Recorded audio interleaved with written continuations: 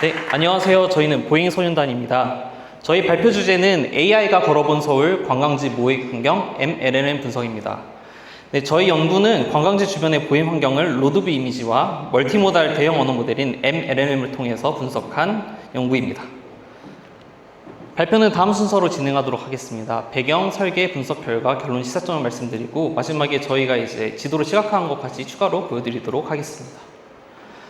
저희 연구 먼저 배경을 설명해 드리겠습니다. 보행 환경은 단순히 걷기 좋은 길을 만드는 게 아닙니다. 도시 공간의 질과 연계되는 굉장히 중요한 도시 정책입니다. 특히 관광지에서는 보행 환경이 중요한데 관광객은 거주민과 달리 낯선 공간을 이동하고 관광지까지 이동하는 경험 포함해서 관광으로 하나로 받아들이게 되어 있습니다. 하지만 이러한 관광지 주변의 보행 환경 평가를 동일한 기준으로 대규모로 평가한 분석은 제한적이었습니다. 그렇기 때문에 저희는 기존의 보행 환경 평가와 다르게 MLNM을 통해서 보행 환경을 평가하였습니다. 기존의 보행 환경 평가는 주로 전문가나 환경 조사자들이 가가지고 실질적으로 판단을 하게 되는데요. 이 같은 경우는 비용과 시간이 너무 많이 들기 때문에 저희는 이미지들을 추출을 해서 그거를 AI로 평가로 진행을 하였습니다. 이제 연구 대상입니다. 저희는 이제 빅데이터 캠퍼스에서 제공한 서울 관광 데이터에 있는 94개 주요 관광지를 선택을 해서 평가를 하였습니다. 분석 절차는 다음과 같습니다. 우선 포인트를 설정해서 그 이미지를 수집하고 그 수집한 이미지를 AI한테 주어서 평가를 맡깁니다. 그리고 그 평가 결과가 얼마나 신뢰도가 있는지 신뢰도를 검증하고 그 점수를 분석한 다음에 마지막으로 점수뿐만 아니라 키워드까지 뽑아내어서 어떤 게 문제 있는지 확인을 하였습니다. 포인트 설정 같은 경우에는 주요 94개의 관광지에서 중심적으로 400m 보행 권역을 설정하였습니다. 이 버퍼망에서 도로망을 추출하였고 그 도로망 중심에서 20m 간격으로 포인트를 생성했습니다. 그 포인터에 이제 동서남북 로드뷰 이미지를 추출을 했고요. 이거를 하나의 파노라마 이미지로 병합을 합니다. 그래서 이거를 이제 AI에 집어넣어서 얘 보고 평가를 하라고 합니다. 그래서 저희는 분석 기법을 크게 두 가지를 사용하는데 처음에는 AI한테 주어서 평가를 하고 점수를 내라고 하고 점수뿐만 아니고 이것이 왜 그런지 토픽 그리고 키워드 그리고 문장을 붙게 하여서 그것이 어떤 건지 키워드 분석까지 진행을 하였습니다. 첫 번째 MLNM으로 인한 이제 평가 점수입니다. 우선 앞에 말씀드렸던 것처럼 이미지를 수집하였고 평가 기준은 다음과 같습니다. 이제 일반적으로 저희 고전적으로 사용하는 도로 환경 평가에 있어서의 5가지 요소 중에 AI가 평가할 수 있는 쾌적성, 보행 편의성, 안정성 이 3가지를 이용하였고요.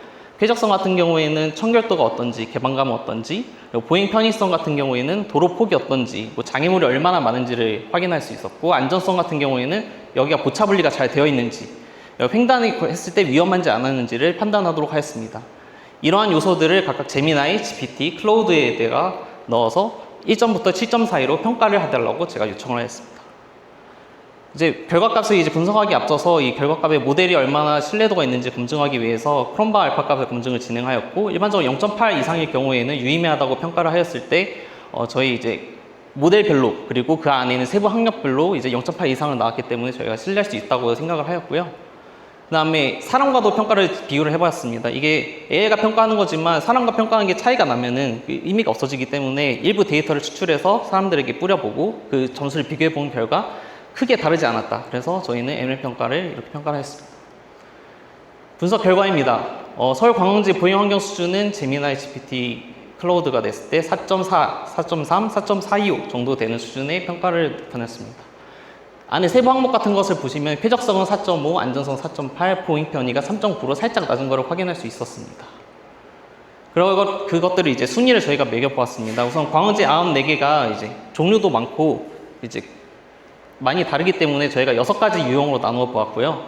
상위 10곳 같은 경우에는 이제 크게 보면 문화시설형이 5개가 포함되어 있었고 하위 10곳 같은 경우에는 시장상권형이 4개가 포함되어 있습니다. 유형별로도 이제 점수를 확인했을 때 당연히 문화시설형이 가장 높은 점수를 받았고 시장상권형이 낮은 점수를 보았습니다. 이것은 이제 시장상권형의 보행평가를 좀 더 낮게 평가를 했기 때문에 더 개선을 해야 된다고 저희는 평가를 하였습니다. 그리고 관광지 유형별로 각각 순위를 보여드리겠습니다. 이제 문화시설형 거리 이렇게 각각 순위들이 이렇게 있고 가장 높았던 평가를 받았던 문화시설형 같은 경우에는 다음과 같은 점수를 나타냈고 그 안에 세부 항목을 보면 저렇게 나타나 있는데 저건 좀 이따가 마지막에 제가 시험 파트에서 좀 더 자세히 보여드리도록 하겠습니다. 시장상권형 같은 경우에도 다음과 같이 평가되어 있고 아까 앞서 보신 것과는 다르게 전체적으로 점수가 좀 낮게 나온 것을 확인할 수 있었습니다. 그리고 그 점수만 단위 뽑아내는 게 아니고 보행환경 키워드도 분석을 하였는데요. 강점 키워드 같은 경우에는 주로 쾌적성 그리고 안정성이 해상하는 요소들이 많이 나타났습니다. 반면 약점 키워드 같은 경우에는 물리적 보행 편의성과 관련된 문제가 반복적으로 확인되어 있습니다. 특히 워킹 옵스테클, 보행에 있어서 불편한 것들, 비주얼 클러스터, 시각적 호남성, 그다음에 네로 사이드 워크, 좁은 도보 같은 것들이 상위 3개로 나와 있고 이게 합쳐서 50%가 넘는 비율을 보여주셔서 많은 관광지들이 안정성 측면에서는 양호한 평가를 받지만 보도폭, 장애물, 연속성, 휴식 가능성 등에 대해서는 매우 취약하다는 것을 저희가 확인할 수 있었습니다. 그리고 이런 키워드들을 저희가 한꺼번에 묻혀서 토픽으로 선정을 해보았는데요. 이 모든 키워드를 클러스터링 했었을 때 7가지가 나왔고, 그래서 최종적으로 7가지 토픽을 저희가 뽑아보았습니다. 그래서 나왔던 결과에 ADA 토픽 모델을 했을 때 다음과 같은 7가지 토픽이 나왔고, 정비된 도심 보행 환경은 보시다시피 평균 점수가 매우 높게 나온 것을 확인할 수 있고, 이국적 특수 환경이나 보행 연속성 같은 경우에는 낮은 점수를 가진 것을 확인할 수 있었습니다. 그래서 도시 전체가 특수 환경은 토픽 중으로 최저조 구조 개조 가장 시급한 관리 대상으로 확인되었습니다. 그리고 이러한 토픽들이 관광지 유형마다 어떻게 분포했는지도 저희가 보고 싶었었는데요. 관광지별로 저희가 나눈 유형에서 시장 상권형 같은 경우에는 보시다시피 좁은 보도 장애물 같은 문제가 굉장히 많이 나온 것을 확인할 수 있었고, 오히려 거리 상업형이나 문화시설형 같이 평균 점수가 높게 나온 유형 같은 경우에는 정비된 도심같이 좋은 평가들이 많이 나왔습니다. 이런 것들을 보았을 때는 자연 공영한 문화시설은 보행환경 발전을 유지하면서 그늘 휴식 공간 등 세부 편의시설 보강에 집중하는 전략이 효과적이라는 것을 저희가 제시하고 있습니다. 그리고 마지막으로 연간 방문객 수와 보행 환경 점수를 저희가 비교해 봤는데요. 가로축은 연간 방문객 수고 세로축은 보행 환경 점수입니다. 그래서 방문객 수가 많음에도 불구하고 보행 점수가 낮은 것을 저희는 긴급 개선 대상으로 선정을 하였고요. 그런 것들은 남대문 시장, 롯데월드, 이태원 세계 음식 문화거리 같은 곳으로 확인되었습니다. 저희 결론을 말씀드리자면 서울 관광지 보행 환경은 전반적으로 안정성 측면에서 가장 양호하게 나타났고, 관광지 유형별로 보행 환경 교차가 뚜렷하게 나타나는 것을 확인할 수 있었습니다. 그리고 단순히 점수만 나타낸 게 아니고 왜 그랬는지 나오는 ADA 토픽 모델링을 통해서 보행 환경의 문제를 구체적으로 확인할 수 있었고, 이것들은 관광지 유형별로 큰 문제점이 어떤 것이 다른지 확인할 수 있었습니다.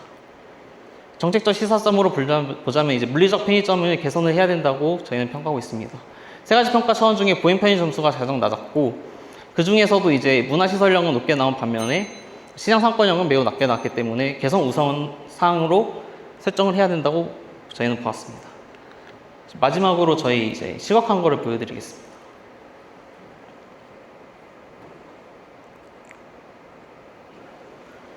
그래서 저희가 전체적으로 뽑은 관광지들이고요. 저희 그 중에서 예시를 하나 보여드리자면은 낙원 악기상가를 한번 보여드리겠습니다.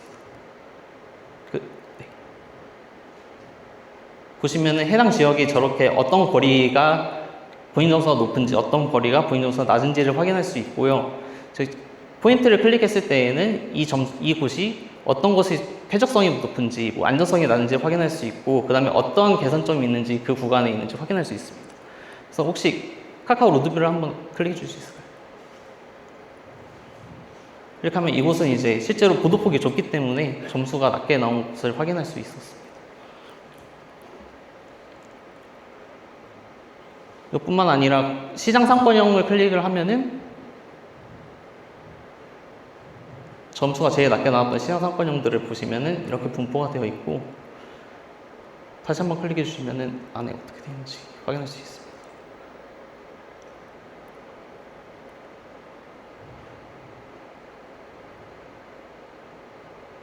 이런 식으로 어디가 점수가 높은지 낮은지 유형별로도 확인할 수 있다고 저희는 제안을 드리고 있습니다. 이상으로 발표 마치도록 하겠습니다.